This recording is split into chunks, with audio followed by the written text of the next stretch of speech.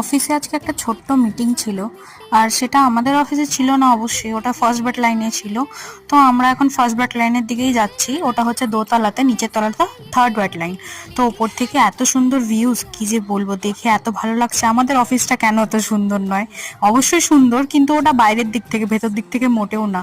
আর আমরা এসে গেছি কনফারেন্স রুমে, এখানে এখন মিটিং হবে।